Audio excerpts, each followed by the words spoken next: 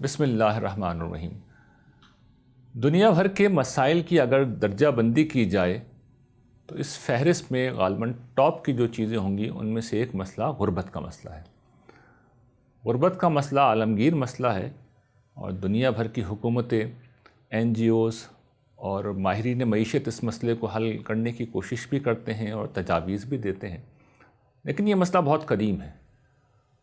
تاہم دور جدید کے آغاز پر ہم نے یہ دیکھا کہ انڈسٹریل ریولوشن جس وقت آیا تو یہ امید ہوئی کہ شاید یہ مسئلہ حل ہو جائے۔ اس کی وجہ یہ تھی کہ اس سے پہلے ایک آدمی کماتا تھا اور 10 آدمی کھاتے تھے، لیکن جب صنعتیں لگیں تو لوگوں کو روزگار ملنے لگا۔ ایک ہی گھر میں مرد کو بھی روزگار ملا، عورت کو بھی ملا، بچوں کو بھی ملا۔ جب سب لوگ باروزگار ہوئے تو یہ محسوس ہوا کہ اب غربت دور ہوگی، لیکن وقت نے یہ ثابت کیا کہ یہ غربت وہ کیا دور ہوتی، جو سرمایہ دار تھا وہ امیر سے امیر تر ہوتا چلا گیا، اور آج کے دن تک یہ مسئلہ اس درجے میں پہنچ چکا ہے کہ اب 1% لوگ ہیں جن کے پاس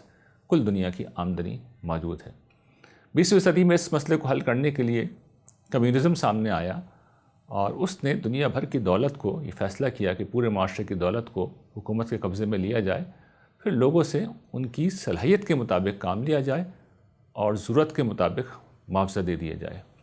لیکن یہاں چونکہ نجی ملکیت کی نفی ہو چکی تھی، اس لیے انسینٹو ختم ہو گیا، جو غیر فطری چیز ہے، اور اس کے نتیجے میں یہ نظام جو ہے وہ فیل ہو گیا، اور 70 برس تک دنیا میں حکومت کرنے کے بعد، آدھی دنیا میں حکومت کرنے کے بعد اس کا خاتمہ ہو گیا۔ اب صرف سرمایہ دارانہ نظام رہ گیا ہے اور اس کی خرابیاں ہیں جس کا سامنا پوری دنیا کر رہی ہے۔ ان حالات میں ضرورت اس بات کی ہے کہ اسلام کی اس تعلیم کو سامنے رکھا جائے جو اس مسئلے کا حل ہے۔ دیکھیے، اسلام نے اس مسئلے کو بہت سلیقے سے ایڈریس کیا۔ اللہ تعالیٰ نے قومی ملکیت کے تصور کو تسلیم کیا ہے،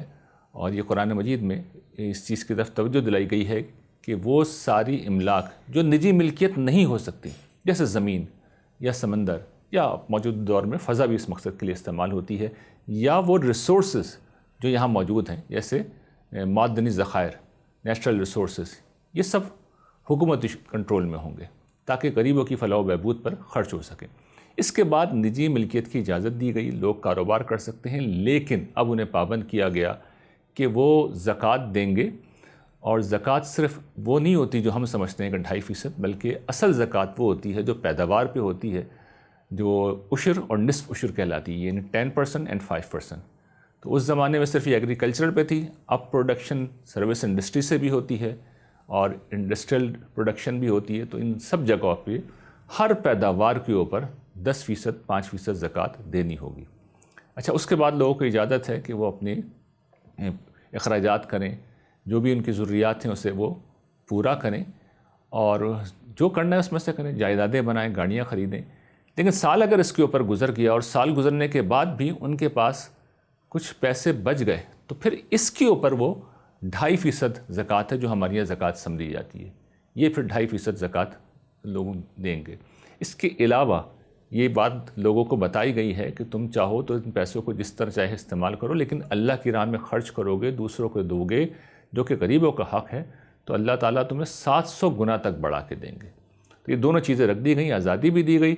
اور لوگوں کو موٹیویٹ بھی کیا گیا۔ اس کے بعد اگر لوگ جائیدادیں بناتے ہیں اور مر جاتے ہیں تو پھر وراثت کا قانون دیا گیا کہ یہ جائیداد تقسیم ہوگی تاکہ کنسنٹریشن آف ویلتھ نہ ہو، اور اس کے ساتھ سود کو، جو اصل سرمایہ دارانہ نظام کی جان ہے، جس میں دولت میں اضافہ ہی ہوتا چلا جاتا ہے، نقصان میں انسان شریک نہیں ہوتا، اس کی حرمت کو ایک قانون بنا دیا گیا۔ تو یہ وہ موٹی موٹی اصلاحات ہیں جو قرآن مجید نے کی ہیں،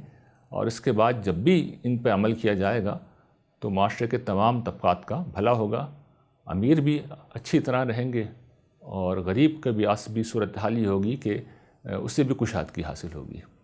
وآخر دعوانا ان الحمد للہ رب العالمین۔